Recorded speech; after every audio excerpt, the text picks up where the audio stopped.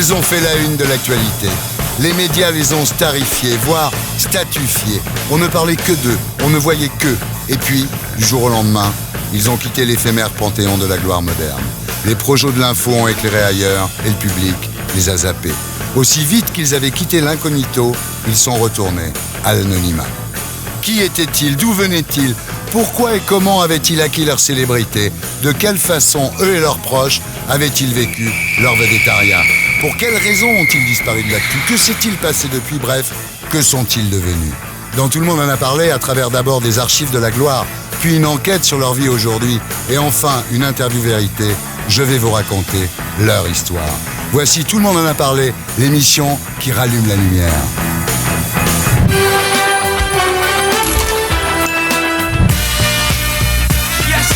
J'accueille Hermine de Clermont-Tonnerre. Tout le monde en a parlé à retrouver Hermine de Clermont-Tonnerre à Sèvres à bord de son bolide, une authentique Mini. La journée qui commence, qui continue, qui a déjà commencé avec les enfants. Allez, Icar! Première étape de la journée, une radio pour laquelle elle tient une chronique hebdomadaire sur l'art de vivre.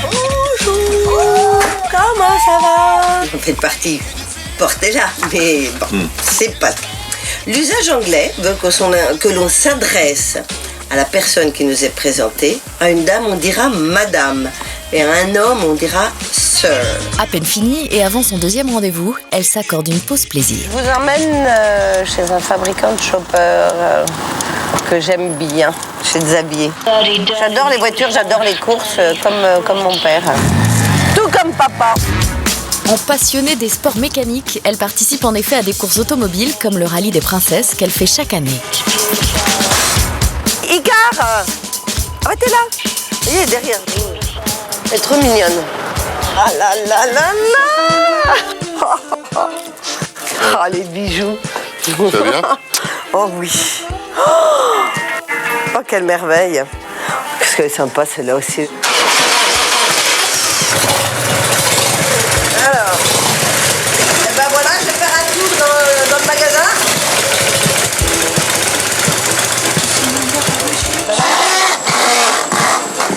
J'adore. Oh, ce que j'adore ça. Xavier, je repasse. Quand tu veux. Je repasse et puis on fait vrombir quelques petits moteurs par plaisir et par passion et par... merci pour ces minutes de bonheur. Allez, retour au travail, toujours suivi de sa fidèle chienne qu'elle passe son temps à chercher. Icar!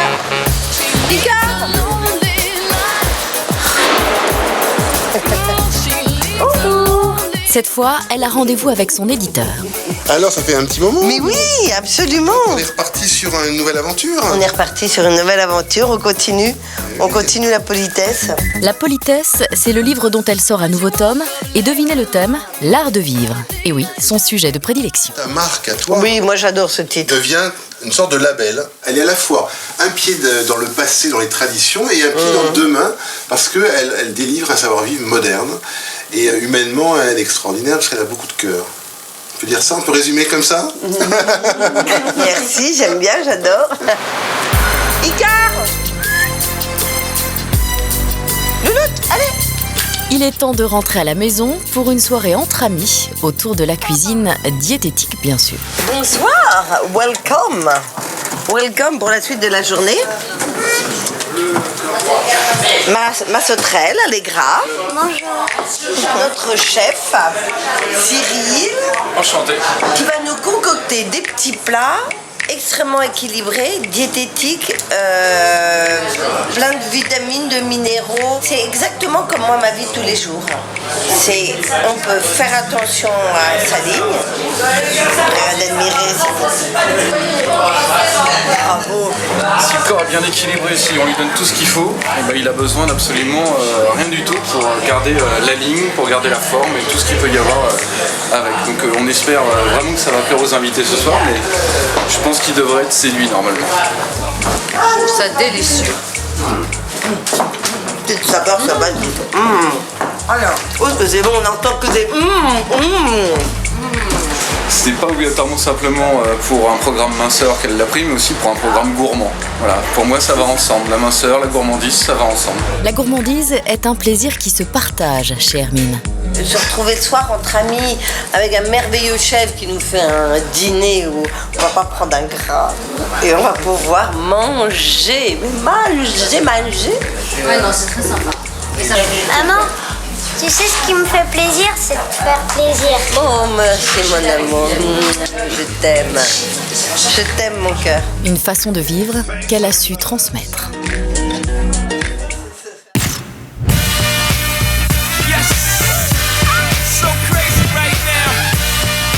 Et maintenant, la lumière se rallume sur Hermine de Clermont-Tonnerre. Hermine, bienvenue sur le plateau, tout le monde en a parlé. Bonjour Thierry.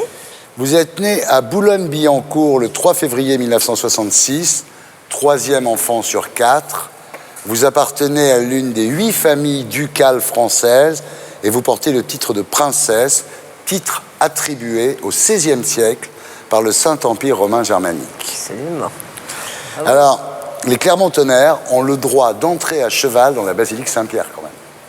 Ah, j'adorais le faire. Oui. Et je choisirais plutôt un cheval blanc et en Amazone rouge bordeaux. Ah là là, Ouais. on en rêve. Alors, vous avez les armes des Clermont-Tonnerre, 2 clés de Saint-Pierre tatouées sur la fesse droite. Je vois que vous êtes bien renseigné. Eh oui, On ne peut rien vous cacher. c'est chic ça. En cas d'accident, ça, je suis marquée au fer vous rouge. reconnaît tout de suite. Au fer rouge. Alors, votre père, le duc de Clermont-Tonnerre, était colonel au 1er REP, le régiment étranger de parachutistes, et il s'y est illustré lors du putsch d'Alger avec le général Salan contre le général de Gaulle. Vous dites, ça a gâché les dernières années de sa vie. Il est mort d'un cancer à 60 ans. Oui, parce qu'en fait, il a été nommé général. Et c'était l'année du bicentenaire de la Révolution. Et Mitterrand a dit duc de Clermont-Tonnerre, prince de Clermont-Tonnerre, l'année du bicentenaire, nommé général, non. Et ayant fait le putsch, non.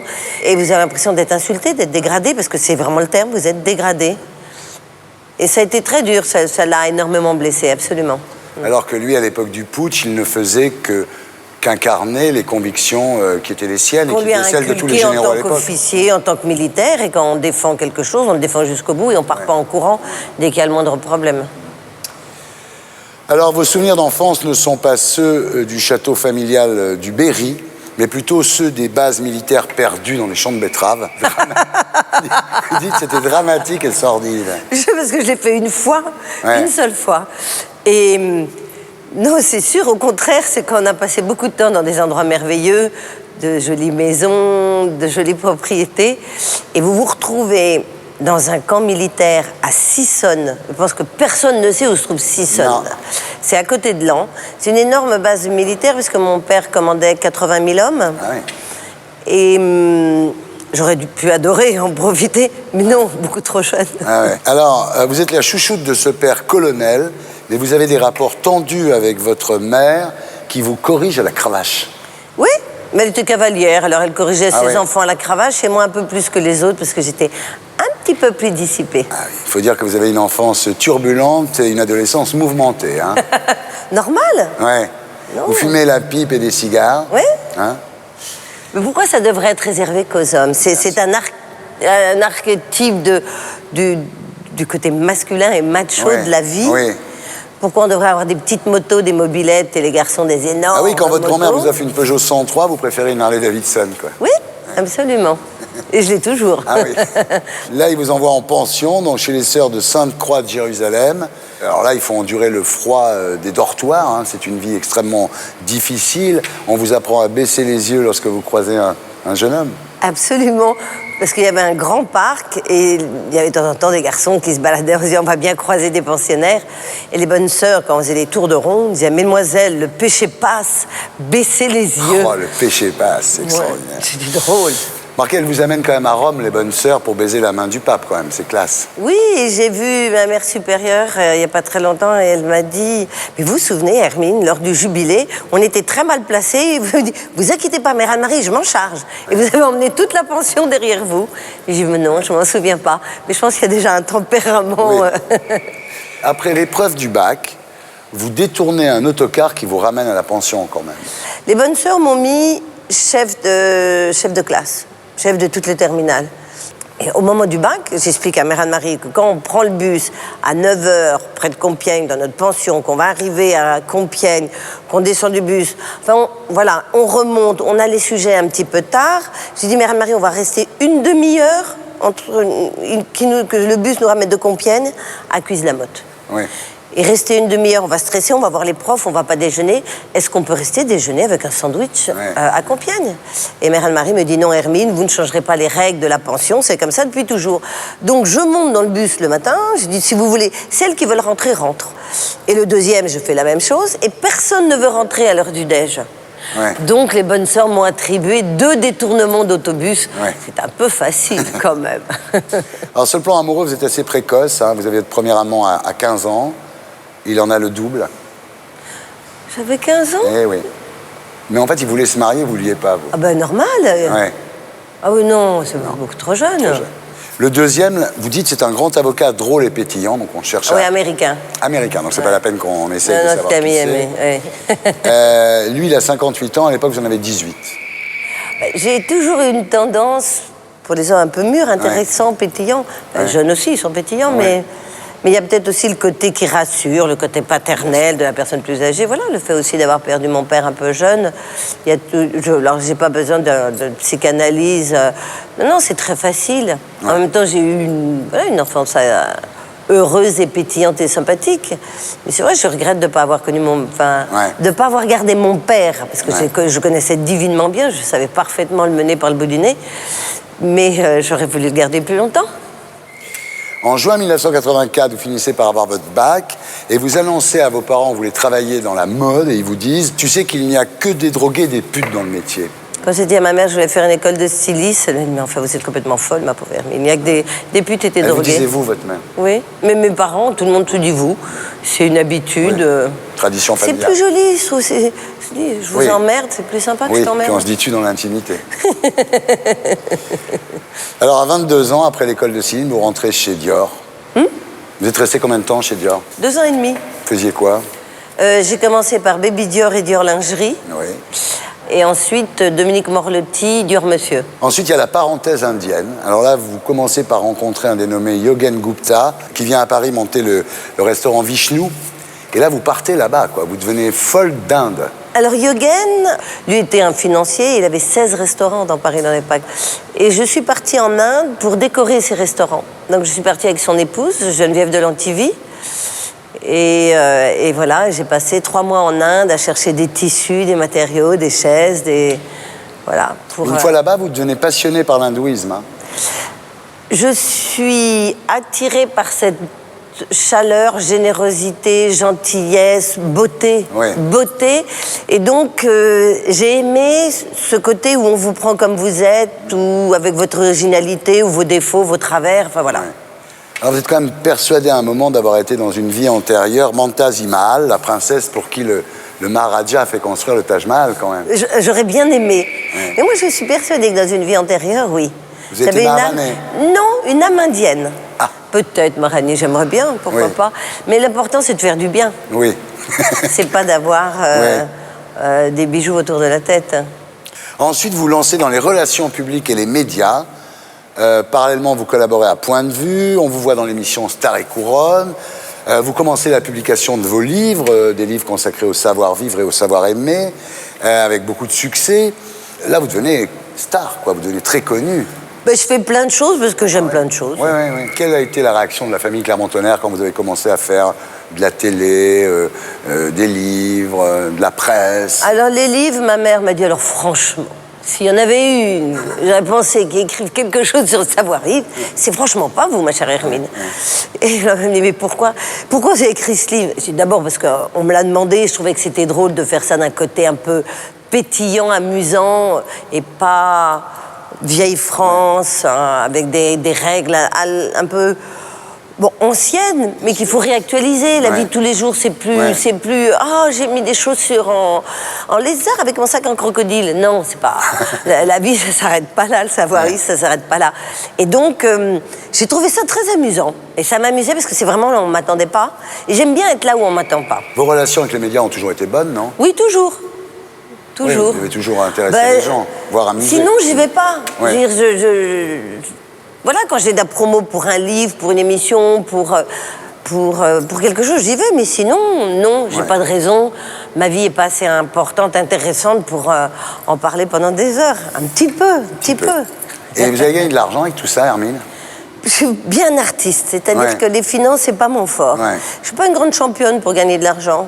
Quand j'ai des énormes groupes qui venaient de racheter Orange pour 7 milliards ou 7-8 milliards en Angleterre, je sais plus, une somme astronomique, et c'était mes clients, ils disaient, vous pourriez pas rabaisser un peu le contrat?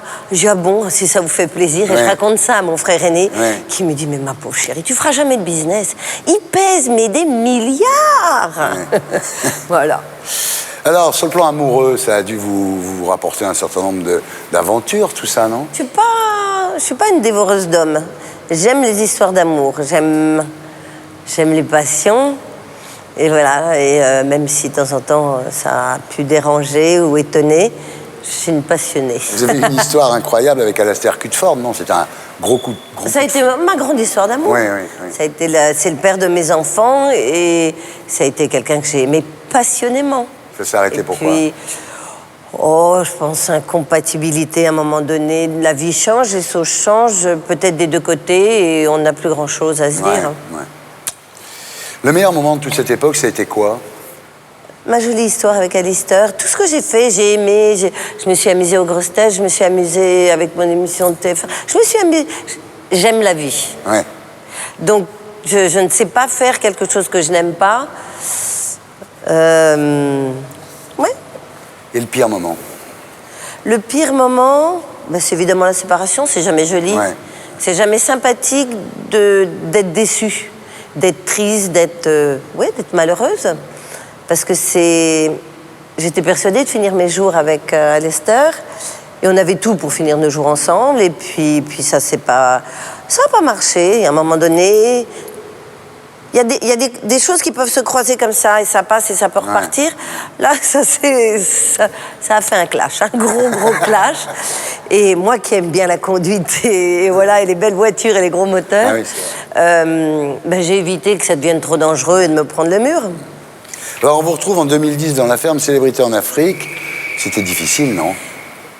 L'ambiance est extrêmement difficile parce qu'on essaie de vous mettre de la méchanceté tout le temps, de la haine, de la discorde, de l'antipathie et de la bêtise. Et moi qui aime que les choses jolies, sympathiques, gaies, pétillantes, tout ce que je détestais. Et les 4 premières semaines, ça allait à peu près parce qu'il restait des gens intelligents, qui avaient une conversation avec des neurones et pas un QI de poisson rouge. Et je m'excuse auprès des poissons rouges parce qu'ils étaient en dessous des poissons rouges. Et c'est super dur. La méchanceté, mais je félicite pas de TF1 pour ça. Hein. L'émission était un flop. Mais ça fait plutôt plaisir de savoir que la médiocrité ne marche pas. Alors aujourd'hui, vous êtes nostalgique de l'époque, de Star et Couronne, de tout ça, non? Non, du tout. Ah oui. Chaque chose a son temps, et il est plutôt normal de s'amuser, d'aller en boîte de nuit à 18, à 22, d'avoir de belles histoires d'amour, à 28, d'avoir de grandes histoires d'amour, ou 30 des passions, à 35 des enfants, et on grandit, la vie c'est grandir. Ouais. Si c'était à refaire votre vie, Hermine, qu'est-ce que vous ne referiez pas pareil? Cette séparation. Je gérerais avant, mieux. Ouais. Quelques années avant, j'aurais été moins indulgente, moins gentille, j'aurais été plus rigoureuse. J'aurais mieux protégé l'après. Le jour où vous allez mourir, qu'est-ce que vous voulez qu'on marque sur votre tombe? Si omnes ego non, même si tous, moi non. La devise est Clermont-Tonnerre. Ah, bravo. C'est très heureux de rallumer la lumière sur vous, Hermine. Merci 1000 fois.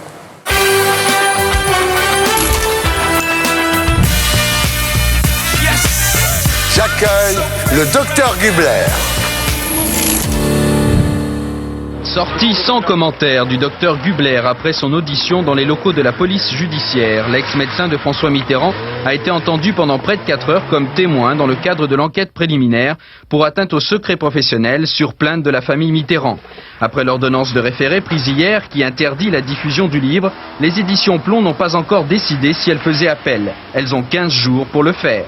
En France, 40 000 exemplaires du Grand Secret ont été vendus mercredi, unique journée de diffusion. La FNAC a décidé de reverser les bénéfices de cette vente à la recherche sur le cancer. Tout le monde en a parlé à retrouver Claude Gubler dans les Bouches-du-Rhône, en pleine nature. C'est entouré d'oliviers qu'il profite de son havre de paix et ça donne à sa passion, la photographie d'oiseaux. La photographie des oiseaux, c'est des heures et des heures d'attente pour une photo. Il y a un piquet-pêche qui est dans le chêne. On va tâcher de le prendre et puis de vous le montrer.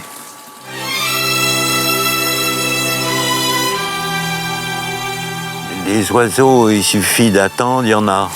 Et ne pas leur faire peur, c'est l'art de la photographie. Et la patience ne suffit pas toujours, parfois il faut changer de poste d'observation.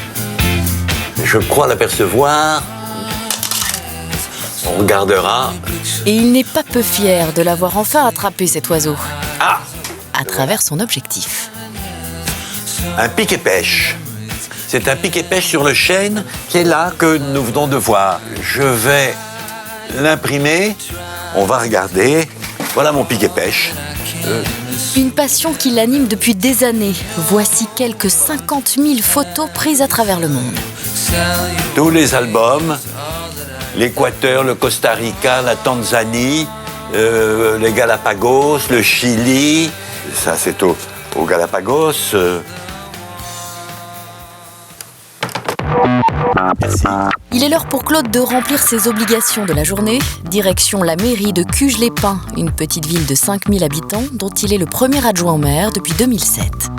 Ça fait 20 et quelques années que j'exerce mes fonctions d'élu. Je suis maintenant premier adjoint, responsable des finances et du personnel et de l'informatique. Bonjour. Monsieur Durbeck, bonjour. Si vous voulez bien rentrer dans mon bureau. Prenant son rôle très à cœur, il va jusqu'à recevoir ses rendez-vous dans le bureau du maire. La journée continue au secours populaire de la ville, visite hebdomadaire. Madame la présidente, Madame Lamoureux. Secrétaire générale. Madame la secrétaire, tu vas bien ma chérie? Oui, tout à fait. Tu es en forme. Voilà, Madame Morissette Lamoureux, qui est la présidente du Secours populaire, qui dirige cet établissement depuis combien de temps maintenant? Ça fait 5 ans. 5 ans. Sans le Secours populaire à Cuges, il y aurait des gens qui resteraient sur le carreau. Toutes les semaines, une distribution de vivres est organisée et Claude vérifie que tout est prêt. À partir de 16h30, à peu près, 16h30, les familles viendront, celles qui sont inscrites sur la liste de Morissette Lamoureux, viendront et on va leur distribuer un certain nombre de produits. On leur présente un plateau. Comme un menu. Un plateau avec un assortiment. Voilà. Et bon, s'il y a un truc qui ne convient pas, ben, ils nous le disent. D'accord, ça se passe comme ça. Ça se passe comme ça. Bon, ma petite Morissette, un grand merci. Hein? C'est moi merci pour tout. Au revoir. Au revoir, ma belle. De retour chez lui, il est accueilli par le gardien de la maison, son chat. Bonjour ma poupette. Ça c'est mon chat. Bonjour Calypso. Dernière tâche de la journée, Claude va chercher de quoi dîner dans son potager. Là il y a un poivron, dis donc. Amoureux de la nature et de la bonne cuisine aussi. Les petits poivrons verts, alors qu'ils sont délicieux frits. On les trempe comme une frite dans la friteuse et c'est un régal. Alors j'aime bien être là. La vue que j'ai sur Cuges était assez extraordinaire. Allez, hop. Ce grand-père de 18 petits-enfants coule désormais des jours heureux en Provence.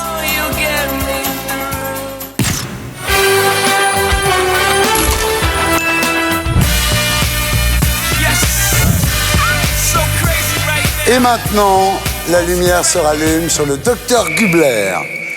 Claude, bienvenue sur le plateau de Tout le monde a parlé. Vous êtes né le 14 mai 1934 à Paris, dans le 14e. Votre père était suisse-allemand, géologue. Il avait établi la cartographie du Laos, du Siam et du Tonkin, l'Indochine de l'époque. Puis il faisait un petit peu de renseignement pour le deuxième bureau aussi, non? Il a dû en faire. Le gouvernement français, quand il est devenu français, lui a demandé, compte tenu du fait qu'il parlait 8 langues. Ah oui. Les Suisses sont des gens qui parlent beaucoup, même s'ils sont quelquefois très muets. Oui. Alors, au retour d'une mission, la gangrène l'emporte en 48 heures. Tout à fait. C'est quelque chose qui est dans ma tête, parce qu'on me l'a dit. Je ne l'ai pas vécu. J'avais 6 ans. De mon père, j'ai très peu de souvenirs, puisqu'il était tout le temps soit en mission, soit en travail de terrain, de recherche, de cartographie, comme le font tous les géologues.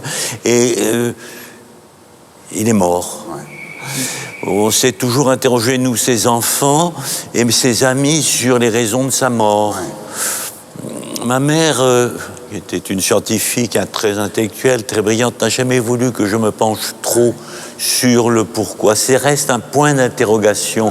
Alors votre mère, géologue elle aussi. Tout à fait. On lui doit la découverte des gisements pétroliers du Sahara et des Landes, ce qui est quand même pas rien. Tout à fait, tout à fait. Sacrée famille. Oui. Alors vous passez votre prime enfance à Rabat, au Maroc. Alors vous en gardez de vagues souvenirs, de cornes de gazelle avec le thé. Le chaouche de mon père, qui était celui qui s'occupait donc des affaires de mon père et de ma mère, et qui nous invitait dans la Médina à prendre le thé avec les fameuses cornes de gazelle.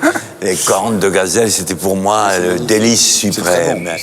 Les scorpions aussi. Ça, c'était vers Colombéchard, où on allait passer quelques vacances et où il nous était interdit, quand on était petit, de faire quoi que ce soit. Et avec mon frère, qui a 2 ans de différence avec moi, nous allions chercher des scorpions que l'on prenait pour s'amuser. Et la rouste que nous avons reçue. Voilà, c'est ponctuel, mes souvenirs du Maroc, tout à fait. Alors, à la mort de votre père, en 1940, vous rentrez en métropole, à Toulouse. J'ajouterai un petit détail humoristique, si je puis dire, de cette rentrée en France, c'est que les trains marocains qui devaient nous amener prendre le bateau à Oran pour traverser la Méditerranée, comme nous sommes arrivés avec des heures de retard, le bateau était parti. Et on a dû prendre le suivant. Et je rappellerai que le bateau qu'on aurait dû prendre s'appelait la Mauricière. Il a coulé corps et biens dans la baie de Marseille. On aurait dû être là. Vous voyez, le hasard fait des choses. Voilà. Quand vous arrivez à Toulouse, là, c'est moins drôle parce que c'est la guerre, donc c'est les tickets de rationnement, les galoches en bois. Tout à fait, c'est une période très dure, très triste. D'abord, notre mère, puisqu'on nous sommes 4 enfants, notre mère devait travailler pour les nourrir, si je puis dire. Elle travaillait au pétrole d'Aquitaine. D'abord, on était au début pensionnaire à Sainte-Barbe, où les punitions corporelles existaient. À cette époque, encore, chez les franciscains, on n'avait pas à manger, on était obligé de voler, on était obligé de... pour moi, qui était le 3e, c'était les habits du suivant, c'était les chaussures un petit peu éculées, les galoches, comme vous venez de le rappeler. Effectivement, c'était pas une vie. Même si Toulouse est une ville rose, la vie n'était pas rose.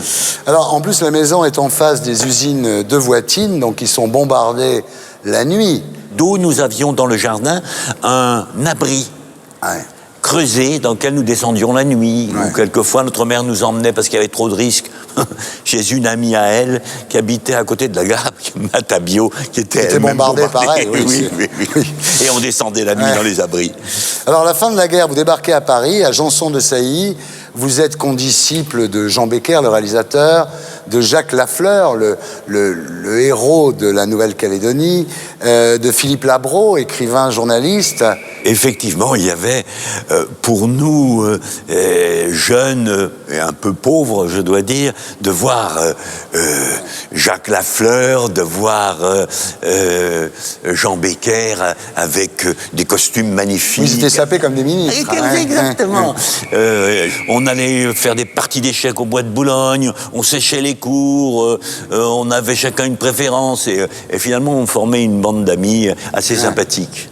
Alors, vous qui vouliez devenir juge ou avocat, vous allez devenir médecin.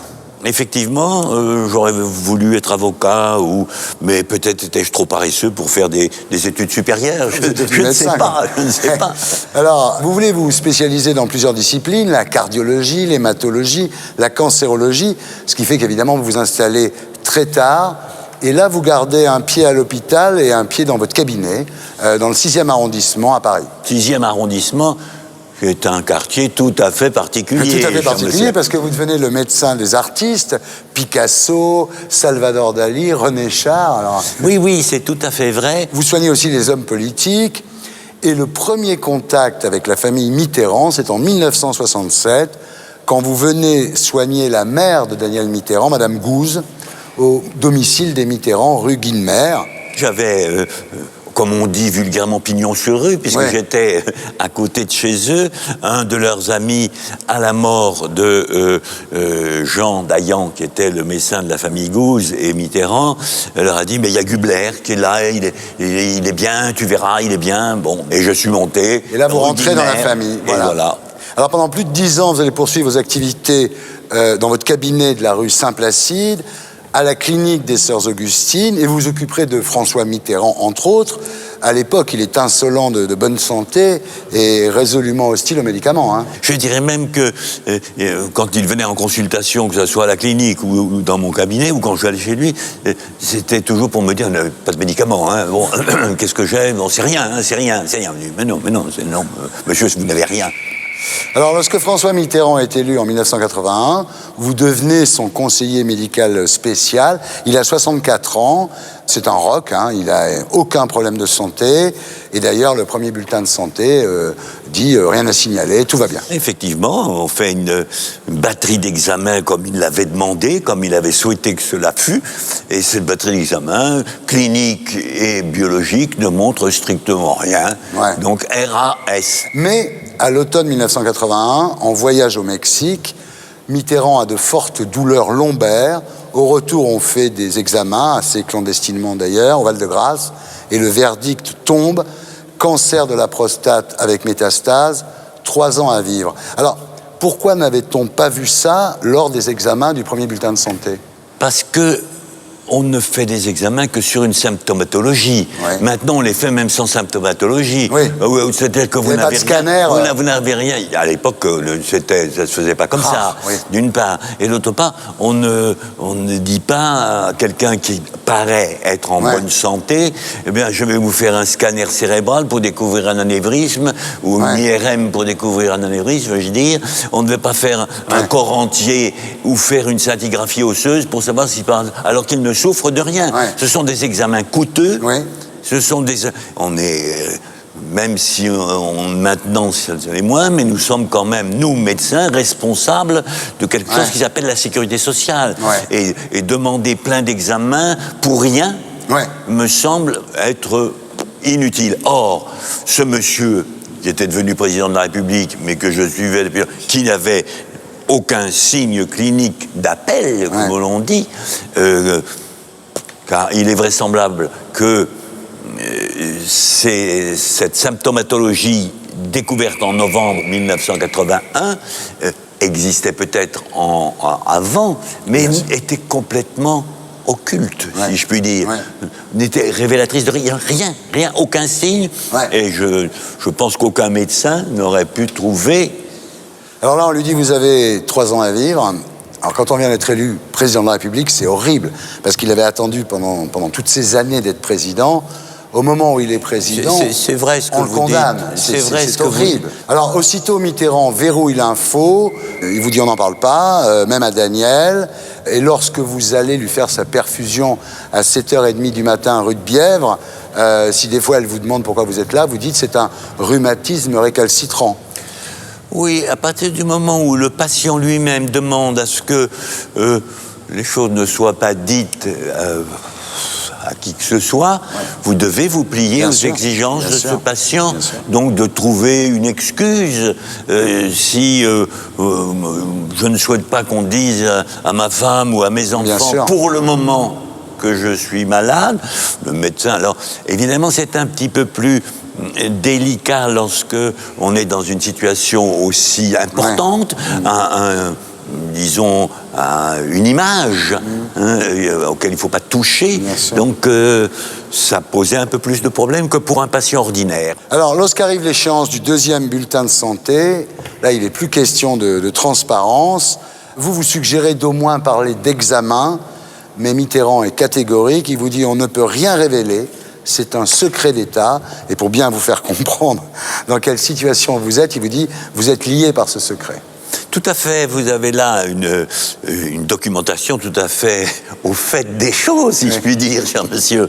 Oui, c'est tout à fait vrai. Non, je mettrai un tout petit détail supplémentaire, c'est qu'en fait, compte tenu des résultats que j'avais, je lui dis très simplement, monsieur, on ne fait rien, on laisse passer l'échéance, on ne fait plus de bulletins de santé. Oui.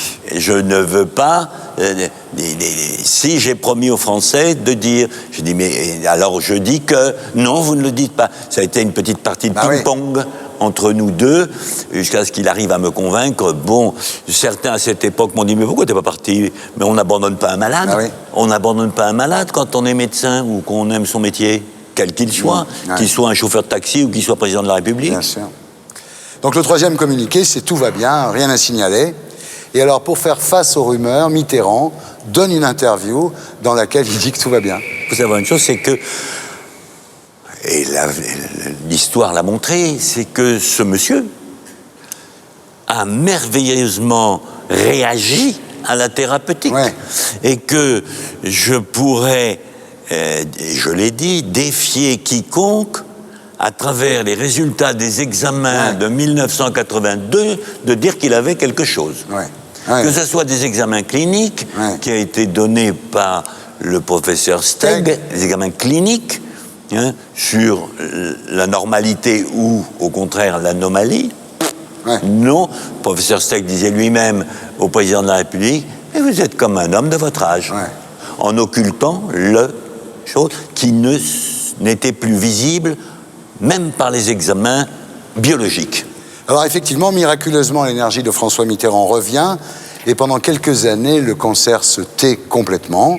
Vous le suivez donc quand même et vous acceptez d'endosser un rôle de composition pour protéger le secret du président. Vous cachez un peu derrière le masque du béné serviable, non, on peut dire. Alors on vous voit passer à l'Élysée avec vos favoris, comme ça tout le monde dit oui, il est gentil. Évidemment, personne ne sait la vérité. Mais, ça me fait plaisir de vous voir rire et d'entendre ça, drôle. Car c'est tout à fait ça. Ça a été un jeu de composition pour moi, d'être, vous savez, d'être le plus proche possible de ceux qui regardent, parce que quand on est très proche de quelqu'un, eh bien, on le voit plus. Il y avait combien de gens dans la confidence? Je dirais que, peut-être pas une dizaine, un peu moins. Un peu moins, amis ou politiques. Mais Daniel Mitterrand le savait? Non, pas du tout. Pas du tout. Là, c'est en 1992. Mais bon. Alors, en mai 1988, François Mitterrand est réélu, il a oublié sa maladie, tout va bien, et elle se réveille en 1992. Et c'est là que ses liens avec vous vont se distendre, parce que désormais, Mitterrand a pris conscience de la mort. Là, il est devant son problème. Il ne peut plus regarder en face celui qui sait tout. Je dirais qu'en 1992, il est opéré dans une première intervention. En 1992, après son discours avec Philippe Séguin sur Maastricht, à la Sorbonne. Oui, tout à fait. Et on l'opère le lendemain matin. Tout se passe bien. Donc ce que vous dites, docteur, c'est que quand il a fait cette émission de télévision avec Séguin et Guillaume Durand, le lendemain matin, il sait qu'il va subir l'opération. Oui. Je crois que l'émission a duré une partie de l'après-midi. On s'est séparés pour aller dîner chacun de notre côté. On s'est donné rendez-vous. Sa voiture est venue me prendre rue du Four, je crois, ou quelque chose comme ça. Et nous sommes rentrés à Cochin, où il a été opéré le lendemain matin par le professeur Steg. Alors, l'année 92 est encore une année, je ne dirais pas correcte, mais François Mitterrand était un homme de la terre et qui a toujours refusé dans sa tête que l'on s'attaque à sa chair.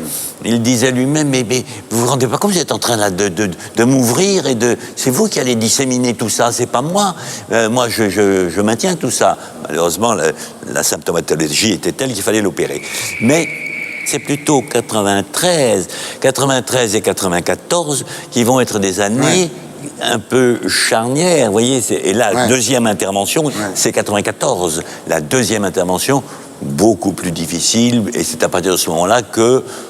Bon, voilà, là, il est en face de la mort. Mais il a souvent été dans nos relations intellectuelles, et vous le savez vous-même, combien de fois il parlait de la mort. Oui. C'est écrit dans tous les livres biographiques sur lui, ses visites dans les cimetières, Oui, c'est parler de la mort en général.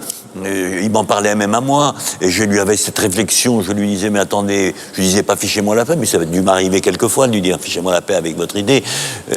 Vous avez encore envie de séduire, ouais. Vous êtes un séducteur qui avait encore envie de séduire, je dis pas séduire les femmes, séduire au sens vrai du terme, ouais. Les humains, les hommes, par votre œil, par votre regard, vous voulez les séduire, et tant que vous aurez cette envie, vous êtes en vie. Ouais. Sinon, là, vous serez mort. Et il me dit, vous avez raison, vous avez raison. Bon. Et alors, à ce moment-là, effectivement, vous savez tout, vous lui rappelez la vérité, vous lui rappelez les bulletins de santé mensongers. Donc, il a du mal avec vous à partir de ce moment-là. Il sait que la médecine traditionnelle ne peut plus rien pour lui. Ah. Il est, comme vous venez de le dire, en face de l'autre face du miroir. Ouais. Et je représente non seulement celui qui traîne la valise de la mort depuis 14 ans, mais en plus, mon impuissance dans la qualité de la médecine que j'apporte a réalisé un miracle. Comme on me l'a dit, faites un deuxième miracle. Sinon, je ne peux pas faire. À partir de ce moment-là, il connaît ma psychorigidité, comme il l'appelle, luthérien, comme il le dit, et il va se tourner vers d'autres médecines un peu parallèles, un petit peu hors d'usage, et il ne m'entraîne pas dans ce jeu, et je ne me laisse pas entraîner dans ce jeu par rapport à ces médecines. C'est vous qui lui avez amené le docteur Tarot. Oui, le docteur Tarot est un excellent anesthésiste et qui est spécialiste de la douleur. Ah. Or, à partir de 1993, il commence à avoir mal. Donc, je fais appel à Jean-Pierre Tarot, je vais le chercher, en disant bon, il faut faire quelque chose. Et donc Jean-Pierre Tarot rentre un petit peu là, et effectivement, je pense que pour n'importe quel malade, l'homme qui vous supprime la douleur, quelles que soient les drogues qu'on donne pour supprimer cette douleur, devient quelque chose de très important. Bien sûr. Il lui donnait quoi, de la morphine ? Je n'étais pas dans ses bagages, mais si moi j'avais été en charge, c'est ce que j'aurais donné, mais c'est très vraisemblable. Mais est-ce qu'on peut gouverner un pays en étant sous morphine ? Eh bien, écoutez, pendant une courte période, je dis bien une courte période, il n'était pas apte, et qu'il était très gêné par c'est bien parce que quand vous donnez un certain nombre de choses à quelqu'un, quel qu'il soit, que je répète, chauffeur de taxi, président de la République, ou le pape, il y a des conséquences. Je pense que si quelqu'un était le pilote d'un 747 et qui était avec des terrains, il serait, de par la médecine du travail... Arrêtez. Alors, vous apprendrez la mort de François Mitterrand par les journaux. Personne de la famille ne vous a prévenu. Pourquoi ? La famille, non, mais Jean-Pierre Tarot m'a appelé en me disant à 7h du matin, je crois.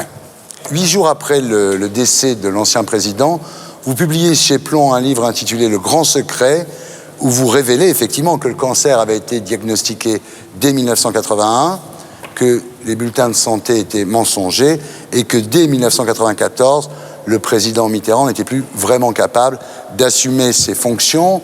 En 2 jours, vous vendez 40 000 livres, donc un livre que vous avez écrit avec Michel Gonod. Pourquoi avez-vous écrit ce livre ? D'une part parce que je lui avais dit que j'écrivais, que maintenant que c'était sur la place publique qu'il avait un cancer, je remettais des choses en place.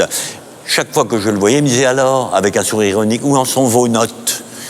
Et je rappellerai, pour ceux qui ne le savent pas, que dans un livre écrit par Monsieur Benamou, qui s'appelle Le Dernier Mitterrand, il dit que le dernier réveillon où avec Jacques Lang, des ortolans, il parle, vous savez que Gubler écrit un livre, donc avant qu'il meure, on savait que j'écrivais un livre. Vous aviez choisi Michel Gonod parce qu'à l'époque, vous lui avez filé des mauvaises informations à une époque. Bien sûr, avec mon sourire ironique. Et donc, Tout à là, fait. et donc là, vous faites le livre avec Voilà, lui bah pour dire oui, toute c'était la la vérité. c'était la Voilà. moindre des choses. Voilà. Alors là, évidemment, vous devenez extrêmement médiatiquement célèbre. Quelles ont été les réactions au moment de la publication du livre? Alors, il y a eu un tollé général, et que je peux comprendre compte tenu de la courte période entre Ouais. la mort et la publication du livre, que je n'ai pas pu arrêter, mais Ouais. bon, qui n'aurait pas eu lieu si le livre était paru 3 mois ou 6 mois après. Bien sûr. C'est la date qui est surtout polémiste, si Ouais. je puis dire. Ouais. Hein. C'est pas le livre lui-même. Donc, une levée de bouclier politique, Ouais. médecin. Ouais. Bon, ça a été une période de choc, de difficulté, que ce soit cette médiatisation à laquelle je ne m'attendais pas du tout, Ouais. de journalistes qui me couraient après, Ah oui, oui, oui, oui. de Tout le monde voulait vous avoir. d'avocats plus ou moins retors et méchants. Ouais. Je ne citerai pas de nom, mais tout le monde comprendra de qui je veux parler. Personne n'a dit, mais attendez, avant de mourir, François Mitterrand voulait 3 choses. La vérité sur sa fille, Ouais. Mazarine, la vérité avec Péan sur l'affaire Bousquet, Oui. et la vérité sur sa santé. C'est vrai. Quelqu'un aurait dit ça, Ouais. tout partait. Les proches Et auraient pu le c'était- lire. Oui. Voilà. Mais ils le savaient. Mais il le Ouais. savait qu'il Ouais. voulait 3 choses. La vérité, c'est la raison pour laquelle il m'avait dit, vous direz la vérité. Vous êtes un psychorigidien luthérien, mais vous direz la Ça, vérité. c'est sûr. Alors, est-ce que ce livre vous a rapporté de l'argent? Pas du tout. Dans un premier temps, il a été interdit. Après l'arrêt de la Cour européenne, il est reparu, mais cet ouvrage, comment on dit, les droits d'auteur ont été intégralement versés à ma commune. Donc vous, ça vous a rien rapporté? Rien rapporté. Pendant toute cette époque, donc avec Mitterrand, Oui. quel a été le meilleur moment? Je ne dis pas les meilleurs moments qui sont tous les mêmes. C'est des moments de solitude à 2 en se promenant pour parler. Ouais. Et le pire moment de toute cette époque? Un moment, on dirait 82 ou quelque chose comme ça, où il a voulu arrêter son traitement. Et là où je lui ai dit, attendez, c'est fini, si vous arrêtez, j'ai plus besoin d'être là. Ouais. Je m'en vais, vous n'avez plus besoin d'être soigné si vous arrêtez votre traitement. Alors, 2 jours après la publication du Grand Secret, le livre est retiré de la vente à la demande de la famille Mitterrand. Vous êtes condamné à 4 mois de prison avec sursis pour violation du secret médical et 50 000 € de dommages et intérêts et radié de l'ordre des médecins. C'est beaucoup, là, quand même. Non? Vous savez, ça s'appelle un coup de massue sur la tête Radié de l'ordre des médecins. pour écraser une mouche. Ouais. Alors, radié de l'ordre des médecins, c'était le professeur Glorion, qui à l'époque était président du Conseil national de l'ordre des médecins. Or, comme vous le savez, je n'exerçais pas. Ouais. J'étais inspecteur général des affaires sociales. Ouais. Je n'étais pas médecin. Ouais. Je ne vivais pas de mes revenus Ouais. de médecin. Ouais. Donc, ça n'était... On va le radier, qu'est-ce qu'on fout? Excusez-moi de l'expression. Bah ouais. Ça ne fait quoi? On le radie, il pourra toujours vivre avec... il est fonctionnaire, il pourra toujours vivre. Ce qui n'empêchait pas le Conseil national de l'ordre de me recevoir avec un tapis rouge, parce que j'étais inspecteur général des affaires sociales et que je réglais les problèmes de l'application des mesures européennes sur les professionnels de santé. Vous voyez, il y a une espèce, une espèce de drôlerie de la vie. C'est absurde. Ce n'est qu'en 2005 que la Cour européenne de justice vous donnera raison. Le livre est réédité et donc depuis on peut le trouver en vente libre. Absolument. Voilà. Alors voilà, aujourd'hui vous êtes nostalgique de cette époque de l'Élysée? Pas du tout. Ah bon? Ça vous manque pas d'être dans les arcanes du pouvoir? Pas du tout. Pas du tout. J'ai jamais été d'ailleurs dans les arcanes du pouvoir. Pas du tout. Pas du tout. Vous avez de la rancune contre quelqu'un? La rancune est un mot que j'aime pas, mais il y a des êtres humains que je n'aime pas beaucoup. Alors j'en citerai un, Monsieur Georges Kejman. Monsieur Georges Kejman, parce que, si l'on se rappelle bien les faits, à un moment donné, Daniel Mitterrand a dit « Mais non, je ne veux pas que Gubler ait de la prison, quelque chose comme ça. » Et Madame Ezrati, qui était président de la cour d'appel, a dit mais attendez, on arrête tout. Ouais. Et Georges Schumann est allé revoir, dire non, alors que Daniel aurait été dire bon, allez. Ah oui, vous aviez soigné son mari pendant tellement d'années. Oui. Mais c'est pour ça qu'avec le recul, même le juge de la chambre qui m'a condamné dit en privé que c'est un des jugements qui lui reste en travers de la gorge, parce que en disant mais il n'a jamais dit qu'il mais c'est une des affaires qu'il a sans doute le plus déplu, si je puis dire. Docteur, si c'était à refaire, qu'est-ce que vous ne referiez pas pareil?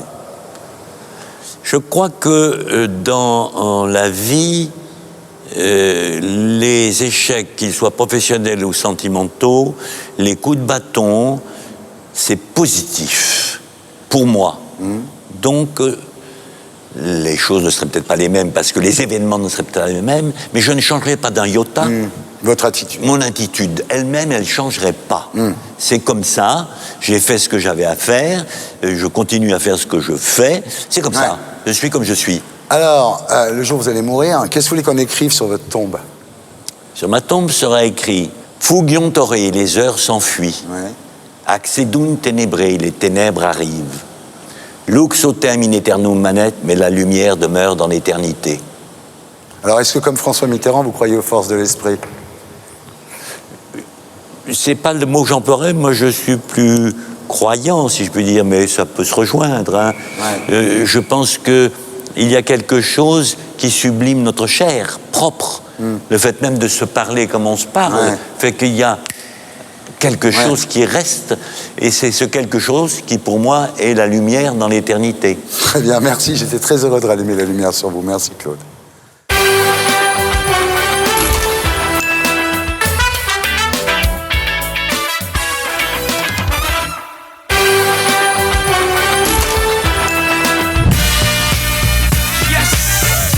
J'accueille Philippe Laville. Il vit sa vie au bord de l'eau, coco et coquillage. $1 pour prendre en photo son plus beau tatouage. Il vit sa vie comme un vendredi, Robinson est parti. Tu le verras toujours bien dans sa peau quand il prend ce tempo. Il tape sur des bambous et ses numéros. Dans son île on est fou comme on est musicien. Sur Radio Jamaïque il a des copains. Il fabrique sa musique et ça lui va bien. Tout le monde en a parlé à retrouver Philippe Laville dans le 17e arrondissement de Paris. Comme tous les matins, il descend prendre son petit déjeuner au café en bas de chez lui. Ça va être petit croissant. Petit croissant avec petite mais miel abondant. Ah bon? Parce que la dernière fois tu m'as mis 3 gouttes de miel, j'ai trouvé ça. C'est parce que j'en avais pas. J'ai trouvé ça un peu ras. J'aime bien la rue qui s'éveille, les gens qu'on connaît, les commerçants du coin. Les petits stylos, la petite merdouille. Mais il y a tout, c'est génial. Il est où le stylo? Je lis Le Parisien tous les jours. On me donne un stylo, je fais les mots fléchés. Quand ils sont pas faits, je fais le sudoku. Et là, paf, mon petit cerveau s'est mis en place. Et je peux commencer à pouvoir me laver les dents avec une vraie brosse à dents plutôt qu'avec un rasoir. Ça me réveille, quoi. Attention. Oui, mais je rentre parce que ça caille un peu, tu vois. Je sais que ça caille. C'est bon, merci Sabine, t'es un amour. Je vais bosser, moi. À plus tard, hein. À plus tard. Venez pas avec moi dans la salle de bain, parce que... Bien habillé, le chanteur prend ensuite la route pour une journée de comeback. Allez, en voiture. On va être un peu à la bourre, là. Alors là, nous allons répéter une émission de télévision dans les studios de Patrick Sébastien. Je vais chanter un pot pourri de chansons de très très connus. Il y aura que Il tape sur des bambous. Bon, ça c'est normal, hein, parce que c'est quand même entre guillemets mon code barre, quoi. Arrivé au studio d'enregistrement, il fait sa tournée de bonjour. Bonjour. comment ça va, Philippe? Ça va bien? Ça va et vous? Très bien. Bon appétit. Merci. Ça va? Taquinage, je pas dit bonjour. Bonjour. Comment allez-vous? Sans oublier l'hôte de maison, Patrick Sébastien. Et c'est parti pour la répétition. Et en chanteur professionnel, Philippe Laville est toujours exigeant. C'est une île au milieu de la mer dont je connais tous les mystères. Je reviendrai à Fort-de-France. Un peu moins de batterie dans le retour si c'est possible. Fin de la répétition, il file chez son cordonnier préféré. Et oui, Monsieur Laville est un amoureux de la belle chaussure. Bonjour les filles. Bonjour. Ça va, Philippe? Ça va, Olive? Et toi, mon loulou? Les teintes des deux côtés, là, sont pas les mêmes. Moi, je préfère ça à ça. Voilà. Ce que j'aime, c'est la matière, si vous voulez. Je peux pas me balader avec une sac, comment ça s'appelle, un attaché-caisse en plastique, quoi, ou en sky. Je te parle plus, hein, d'ailleurs. Je te parle plus. Je te balade avec un cartable en plastique, je te parle plus. Nous, on fait un peu un métier d'artisan. Quand on fait nos petites chansonnettes, c'est de l'artisanat. Pour moi, c'est comme ça que je le considère. Et eux aussi, sont un peu des artistes. Ce sont des artisans, mais des artistes. Salut, merci. Au revoir les filles. Bon, allez, je fonce parce que là, je vais être vraiment à la bourre. Salut. Souriant et bien chaussé, Philippe Laville repart toujours pressé.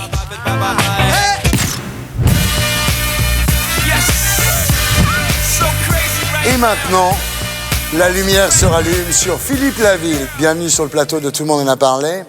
Alors Philippe, vous êtes né le 26 septembre 1947 à Fort-de-France, en Martinique, sous le nom de Philippe Durand de Villegégu-du-Fresnay.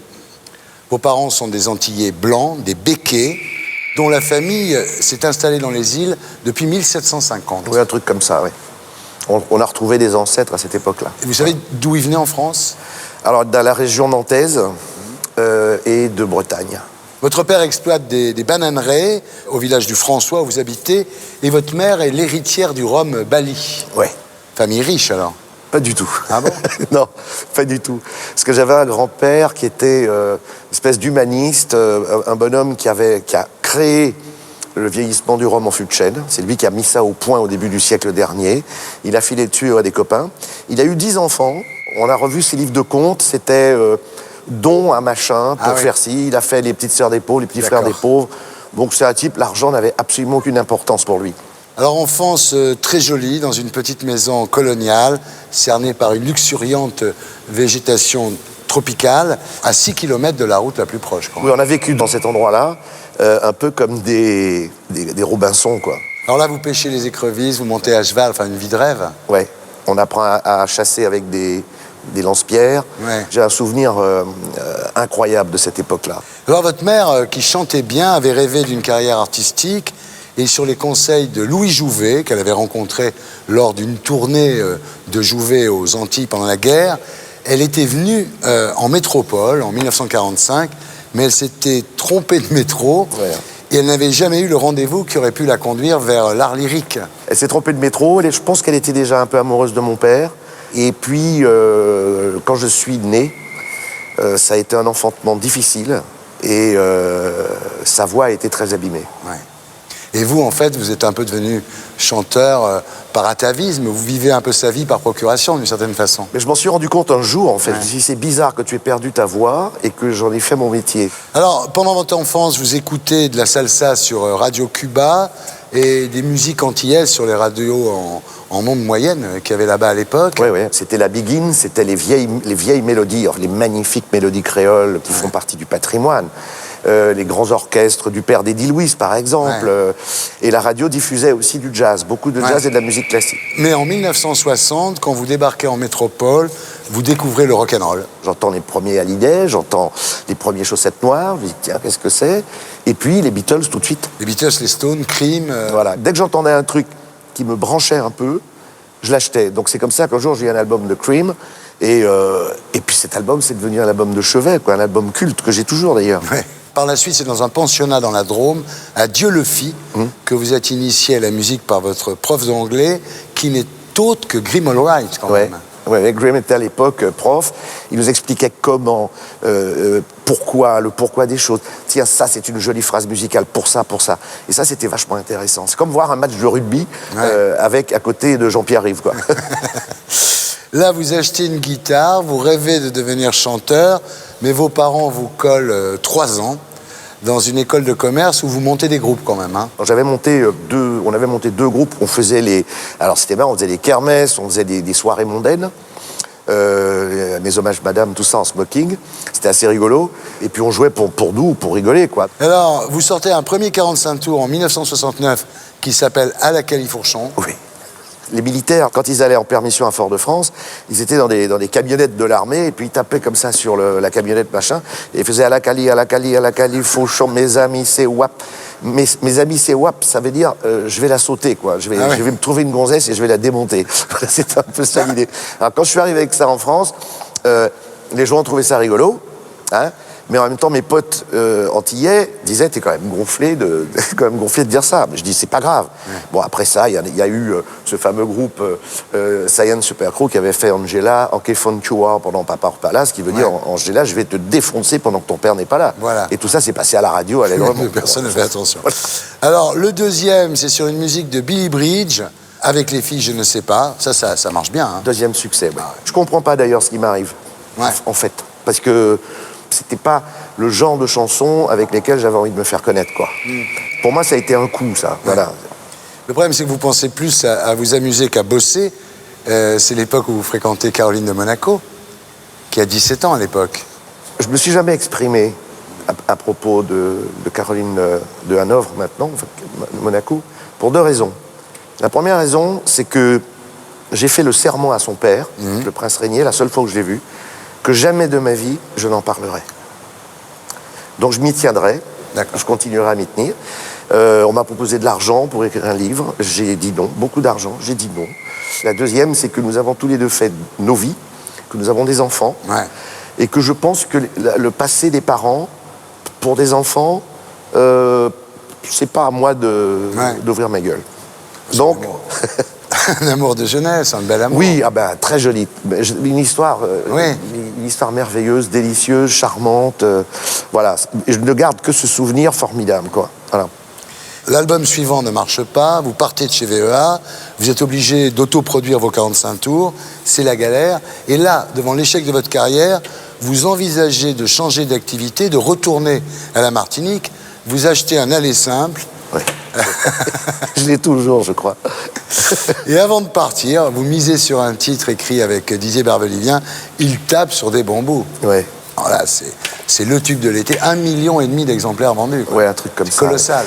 Et Bob Sockey un jour m'appelle et me dit garde ta voiture, garde ton appart, garde ta chaîne stéréo. Ne retourne pas en Martinique. Déchire ton billet, fais-toi rembourser ton billet, voilà ce qui se passe. Ouais.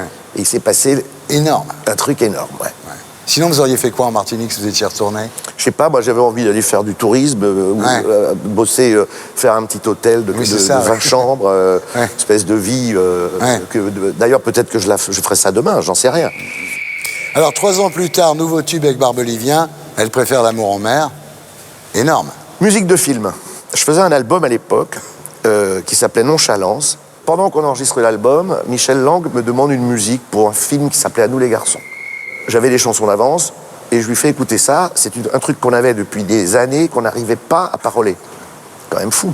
J'appelle Barbelivien un jour à 7h du soir. Je dis, Didier, demain matin, 10h, j'ai besoin d'un texte sur Ella, Ella, Lala. Ça s'appelait comme ça. Ella, Ella, Lala. Le lendemain, il m'apporte le truc, je chante. Je fais 2 prises de voix. Je retourne jouer au flipper avec Eddie Mitchell qui était dans le studio à côté. Les Costa viennent faire les voix. 4h de l'après-midi, c'était bouclé. J'ai repris l'enregistrement de mon album. Quand la musique du film est sortie, il y a une attachée de presse de je ne sais où qui a dit c'est un tube, qui est allée voir les radios, c'est devenu un tube. Ouais. Et puis en même temps, cette chanson, je lui en ai voulu à mort parce qu'elle m'a flingué mon album qui venait derrière. Ouais. C'est un peu toute votre histoire, ça. C'est-à-dire, en fait, vous faites des gros tubes formidables que tout le monde a encore en mémoire, et parallèlement, ça obscurcit un peu votre carrière de réel chanteur, auteur, compositeur, sur des choses un peu plus sophistiquées, quoi. Ouais, je pense, oui. Ouais. ça commence à me gêner énormément, là. Ouais. J'ai quand même inventé le frisbee. Hein. Il y avait toujours de très jolies pochettes sur les singles qu'on faisait. Jeff Dunas, qui était un photographe américain de charme, qui m'avait fait la photo des bambous, Jean-Baptiste Mondino, etc. Donc, belle pochette. Donc, les mecs gardaient les pochettes et ils m'envoyaient le disque. Quand j'ai je prenais la gueule. Donc, jamais. Au bout d'un moment, c'est un peu gonflant. 2 ans plus tard, Collet serré, Jocelyne Berroard, ouais. Alors là encore pareil, la chanteuse de Cassav, énorme tube. J'appelle ça des moments magiques. Ouais. C'est-à-dire que la chanson, on l'écoute, on peut l'écouter 20 fois, dire c'est vachement bien, on la chante une fois, il y a une espèce de chair de poule qui se machin, ouais, et on s'est dit si je la chante pas, je suis un gros con. Quoi. Ouais. Donc je suis allé voir Jocelyne, j'ai dit écoute, il faut qu'on fasse ça, on l'a fait. Alors, grosse célébrité à ce moment-là. Quelles ont été les réactions de votre entourage? Par exemple, votre mère, elle dit quoi à ce moment-là? J'ai la chance d'avoir eu, et d'avoir toujours, une famille pour qui la célébrité, l'argent, le succès, tout ça... Quand je suis à la maison, on me demande de changer des ampoules, de descendre les poubelles, mes petits-neveux me sautent sur les genoux et ils ne voient pas la chanteuse, quoi. Ils voient juste un oncle ou un grand-oncle. Avec les médias, ça s'est toujours bien passé, non? Jamais de problème, non. Jamais. Si on m'a fait, au moment de mon divorce, je crois qu'on m'avait fait une page d'envoi cible. Et voilà. Oui, mais bon. Ça m'a... Rien de... Non, rien de salace, rien de dégueu. Vous avez gagné de l'argent? J'ai gagné pas mal d'argent, oui. Vous avez mis de côté? Non. J'avais mis de côté, oui, évidemment, j'avais mis de côté, j'avais une famille, donc on avait acheté 2 biens, enfin, en tout cas un bien et moi un petit peu d'un autre bien. Mais comme beaucoup de couples, je me suis séparé de ma femme. Et puis à un moment, il faut privilégier, il y a les enfants, souvent les enfants sont petits. Ouais. Le pognon, mais après tout, j'ai jamais couru après ça non plus, quoi. C'est pas l'argent. Mon père n'était pas un homme d'argent, mes grands-parents n'étaient pas des gens d'argent. Quand j'en avais, quand j'en avais pas, quand j'en ai pas, je m'en fous. Ouais. Et alors, question amour, ça, évidemment, ça devait être formidable, non? Parce que vous êtes séduisant, ça devait être... J'ai vécu de très jolis moments, c'est vrai. De 83 à 95, j'ai été marié, et une fidélité réciproque, immuable. C'est-à-dire que, comme j'ai l'habitude de dire un peu vulgairement, même pour 50 balles au bois de Boulogne, jamais, quoi. Quel a été le meilleur moment de toute cette époque, Philippe? Il y a un moment en 88 qui a été pour moi extrêmement important. C'est le jour où on avait fait l'Olympia, tout seul, quoi. Tout seul pendant une semaine. On l'avait loué. Et mon père est venu le jour de la première. Il était au 2e rang. Et il est venu me voir dans la loge après. Il m'a embrassé, il m'a regardé. Et ce jour-là, j'ai compris dans son regard qu'il me disait « T'as quand même bien fait de te battre pour arriver à faire ça. » Parce que, voilà. Ouais. Puis il est mort 1 an après. Voilà, donc il a eu le temps de me dire que j'avais eu raison. Bon moment. Et le pire moment de toute cette époque? Je crois que c'est en 97, lorsque je me suis retrouvé exsangue. Je pesais 58 kilos avec une minerve, des opérations. Ouais, avec cet accident-là. Les 2 plateaux de la balance, le moral qui était par terre, le physique qui était par terre, et une adversité qui était difficilement supportable, quoi. Là, ça a été quelque chose de... Je pense que ça a été quelque chose de terrible. Et quelque part, je me demande si c'est pas plus mal, parce que j'allais tellement mal que je me suis dit, si je sors pas de là, je vais pas pouvoir me regarder dans la glace.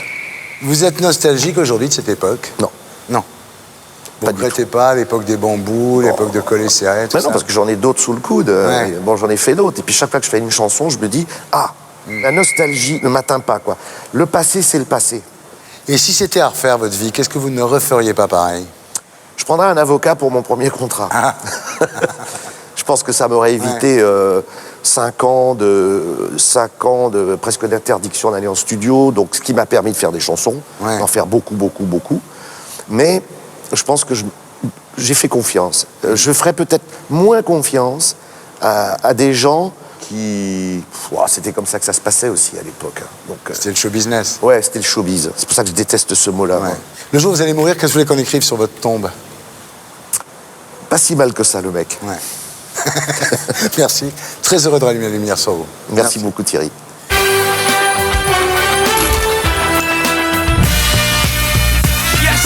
J'accueille Hervé Claude.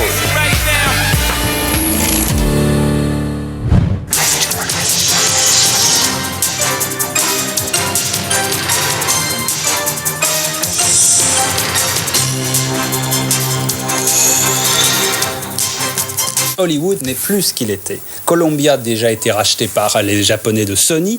Eh bien, cette fois, c'est un groupe européen qui attaque. Pathé veut racheter la MGM, la fameuse Metro-Goldwyn-Mayer, celle du Lion. Waouh! Comme ça. C'est l'association des deux plus vieux cinémas, des deux plus vieux noms du cinéma mondial. Tout le monde en a parlé à retrouver Hervé Claude chez lui, en bord de mer, dans le Morbihan. Bonjour, bienvenue dans mon repère breton. Venez, je vais vous montrer. Alors, on traverse la maison et on est directement sur la ria, en fait, parce que c'est une ria, c'est pas vraiment la mer, c'est la mer, l'océan qui remonte dans la terre. On a l'avantage d'être au bord de la mer, vraiment, et de ne pas avoir quand même les violences des tempêtes de l'océan. C'est quand même beaucoup plus calme et beaucoup plus doux, notamment quand le vent souffle. Mais en revanche, c'est quand même la mer, juste au bout du jardin. Et tous les matins, direction la plage, à seulement quelques kilomètres de là, le temps pour Hervé d'éveiller son corps et son esprit. On va beaucoup sur les plages, marcher, se baigner l'été bien sûr, sans compter les virées qu'on fait plus loin. Il y a des tas de choses à voir dans la région.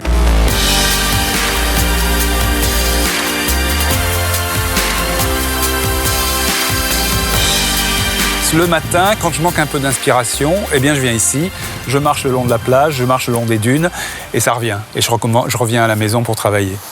Ce que ça m'apporte pour l'écriture, au fond, c'est plus un apaisement. C'est-à-dire qu'en fait, quand je suis assis à ma table de travail le matin, je suis un peu énervé, je trouve pas mes idées, j'ai pas envie vraiment d'écrire, etc. Alors je prends ma voiture, je file ici et je marche sur la plage. Et là, tout d'un coup, ça m'apaise. Je me sens bien, les idées reviennent. Quand je rentre à la maison, je suis plus que calmé et j'ai des idées.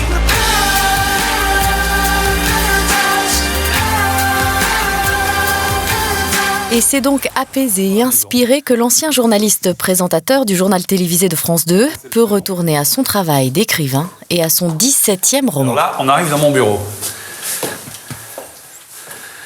Ici, avec une vue sur la ria, et c'est ici que je travaille. Voilà. C'est ici que j'écris. En général, voilà, j'écris à la main. Ça, voilà, c'est ce que j'ai fait un peu cet été. Une fois que j'ai écrit à la main, que le travail est à peu près fini correctement, je le dicte à mon ordinateur avec un logiciel de reconnaissance vocale et c'est très agréable parce que ça fait une lecture à haute voix. Bon, je suis très inspiré par les lieux, dans ma mémoire, etc. J'aime beaucoup voyager. Donc souvent mes livres sont partis ailleurs, sont partis voyager. Mais j'ai fait 2 romans qui se passaient en Bretagne, qui se passaient ici dans cette maison d'ailleurs. La première fois que je suis parti en Australie, j'ai eu une idée de roman noir. J'avais écrit d'autres romans, mais cette fois, j'ai eu envie d'écrire un roman noir. Je l'ai fait, je l'ai donné à la série noire, ils me l'ont pris en 8 jours. Alors je me suis dit, 1, l'Australie m'inspire, ça va servir de cadre à mes romans. En plus, ça plaît aux éditeurs et aux lecteurs, apparemment. Et 2, comme ça, il faut que je retourne en Australie régulièrement, ce que j'ai fait. Voilà. L'Australie est désormais son 2e port d'attache, où il passe tous ses hivers. Ses romans s'inspirent de ce pays et de sa culture qu'il connaît parfaitement. Maintenant, on va aller faire un petit tour à vélo. C'est chaque jour obligatoire à l'heure du déjeuner. Comme ça, il n'y a personne sur les routes, c'est très bien. Je prends mon petit vélo et j'y vais.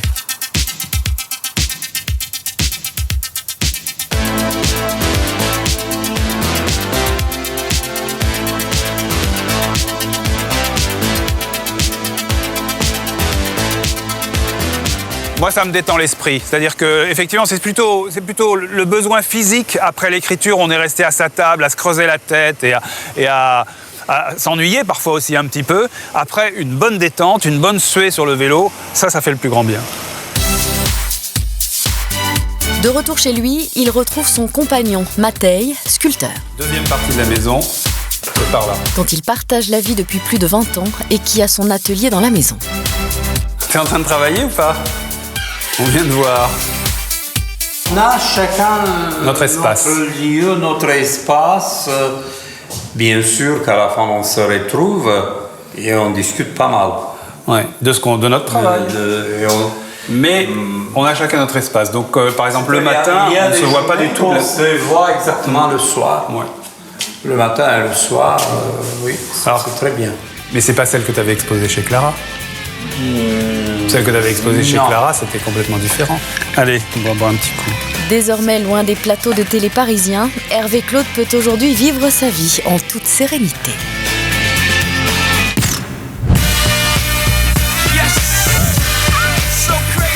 Et maintenant, la lumière se rallume sur Hervé Claude. Hervé, bienvenue sur le plateau, tout le monde en a parlé. Vous êtes né le 19 novembre 1945 à Paris. Exact. Père Lorrain, oui. Directeur commercial chez Unilever, mère bretonne. Oui, Père Lorrain, mère bretonne, comme Victor Hugo. Alors, femme au foyer, avec 5 enfants, ça se comprend. Oui. Et vos parents s'étaient rencontrés pendant la guerre à Paris, en fait. Exactement, oui, ouais. Absolument, oui. Alors, famille catholique, sans histoire, d'ailleurs, enfance un petit peu ennuyeuse. Oui, ennuyeuse, c'est vrai, mais quand je réfléchis, c'est quand même une enfance, pas protégée, mais c'est une enfance formidable. Ouais. Parce que on m'a donné toutes les cartes en main, je veux dire. Ça, c'est formidable. Vous dites quand même, j'étais impatient de passer à autre chose. Hein. Oui, c'est vrai. Je m'ennuyais. Je m'ennuyais terriblement au lycée. Je n'étais pas mauvais, mais je m'emmerdais, quoi.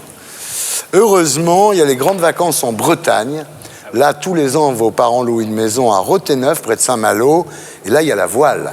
Ah oui, ça a beaucoup compté. C'est-à-dire que, pareil, nos parents étaient très sympas, ils n'étaient pas très fortunés, mais ils nous ont acheté un bateau dès qu'ils ont pu. Et on a commencé à naviguer. Et moi, évidemment, le virus m'a pris et j'ai fait beaucoup de compétitions pendant 12-13 ans. On finira en équipe de France, quand même. Hein. Oui, j'étais jusqu'en équipe de France. On a préparé les Jeux Olympiques. Ouais. Ah ouais, pas mal.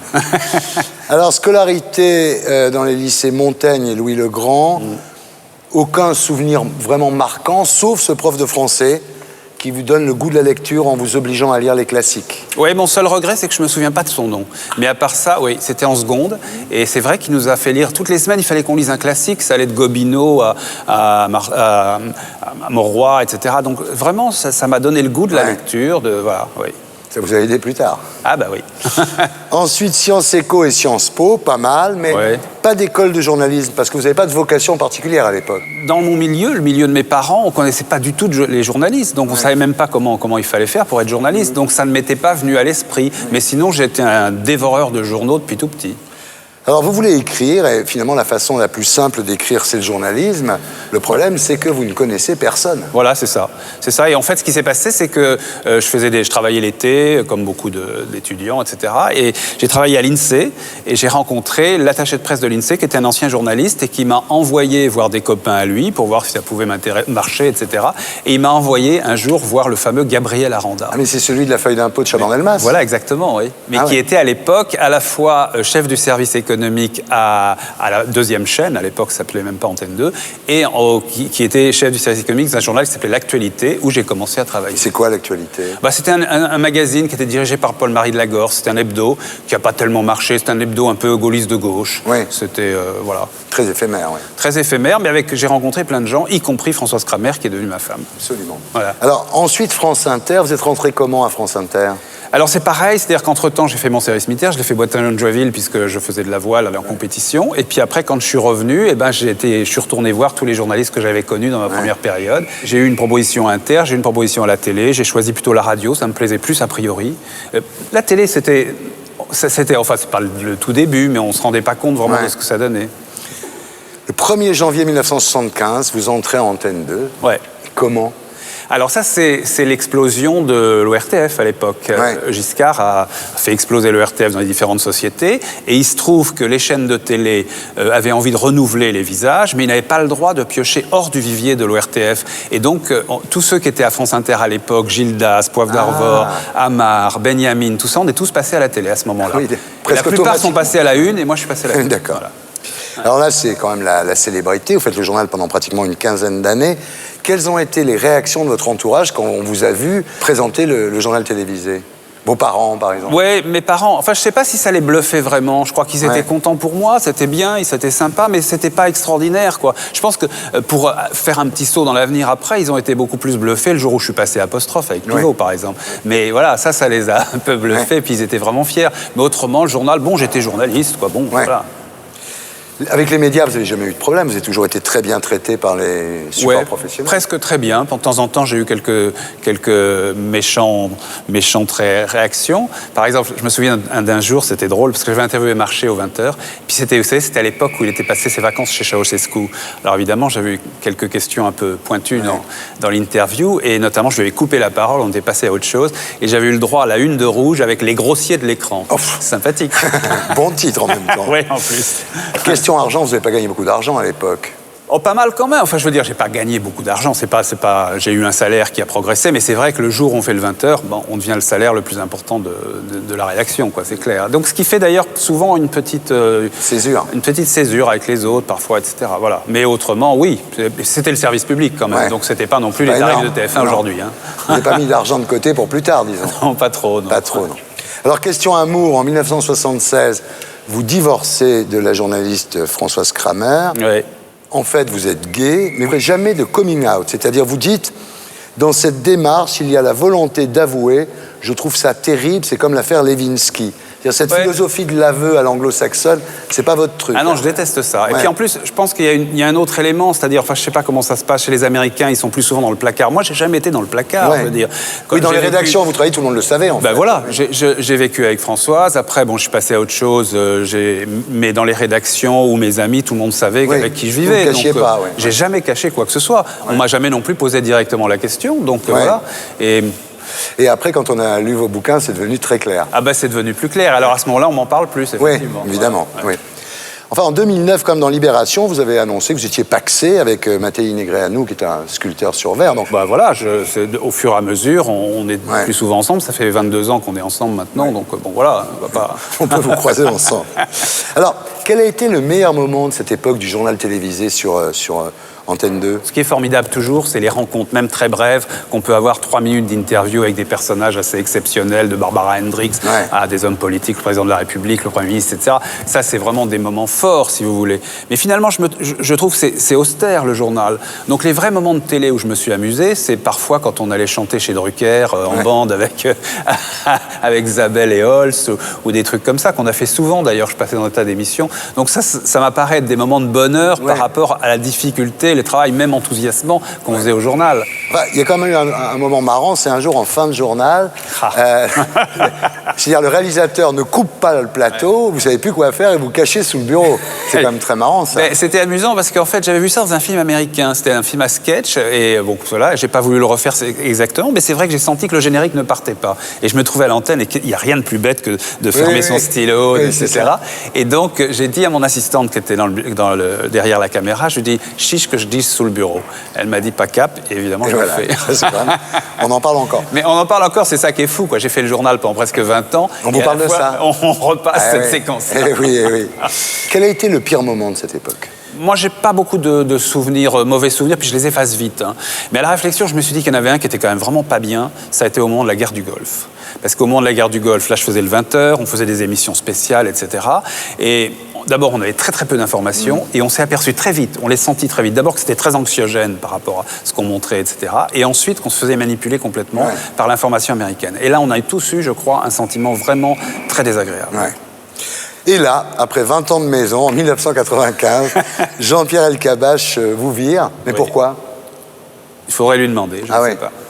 Non. Il a mis qui à la place? Qui avait à l'époque Bruno Mazur, mais qui faisait déjà le journal, je sais plus, bon, voilà. Et si après, il y a eu Étienne Lénart aussi, voilà. Bon. C'est vrai qu'il avait plus de pression possible sur Étienne Lénart que sur vous, quand même. C'est possible, oui. Puis moi, je l'avais connu dans une autre vie, Jean-Pierre Elkabbach, puisqu'il avait été notre rédacteur en chef entre 77 et 81, et que ça s'était très mal passé aussi. Pas seulement pour moi. Donc il vous vire, ensuite vous allez sur Arte, vous faites Forum Planète, sur France 2 vous reviendrez pour faire Agapé, excellente émission. Merci. Mais enfin, vous ne serez plus jamais exposé médiatiquement comme vous l'avez été au moment du journal. Non, j'ai presque envie de dire tant mieux d'ailleurs. Vous n'êtes pas nostalgique de ça? Pas de la notoriété, non. Je peux être nostalgique parfois de certaines choses. Par exemple, c'est vrai que quand j'arrive sur un plateau de télé comme ici, l'ambiance de télé, les caméras qui tournent, la préparation, tout ça, même s'il faut attendre et tout, je trouve ça sympa. Et encore, ce dont je serais un peu plus nostalgique, c'est le travail collectif à la rédaction. Par exemple, les conférences de rédaction de 15h30, c'est quand même un souvenir formidable. Et de temps en temps, je me dis, quand il y a un événement politique, j'aimerais y être. Voilà. Et d'ailleurs, quand je suis passé à Arte, il y a eu le 11 septembre, et ce jour-là, comme je faisais les thémas, mais je ne faisais pas de l'actualité quotidienne, je me suis retrouvé sans rédaction. En plus, la rédaction était à Strasbourg, moi j'étais à Paris, et je n'avais pas de rédaction où aller pour vivre l'événement avec les autres journalistes, travailler s'il fallait, etc. Là, je me suis senti frustré. C'est ça qui vous manquait. Vous avez de la rancune contre Jean-Pierre Elkabbach, par exemple? N'en parlons pas. Ouais. D'accord. Inutile. Alors, si c'était à refaire votre vie, qu'est-ce que vous ne referiez pas pareil, Hervé? Eh bien, je crois que... Non, franchement, je crois que presque tout, quoi. À part une ou deux petites... mais c'est de l'anecdote. Le jour où vous allez mourir, qu'est-ce que vous voulez qu'on marque sur votre tombe? J'ai envie de dire, choisis ta vie. Je trouve que c'est... Moi, j'ai choisi ma vie, il me semble, dans tous les domaines, que ce soit professionnel, affectif, amoureux, etc. Et bon, alors évidemment, il y a aussi saisis ta chance, parce que il faut avoir ces chances-là, je les ai eues, mais à un moment, il faut savoir choisir sa vie et se débarrasser des contraintes sociales, familiales et autres. Merci Hervé, j'étais très heureux de rallumer la lumière sur vous, merci. Merci Thierry. C'était Tout le monde en a parlé, amis du parking, bonsoir.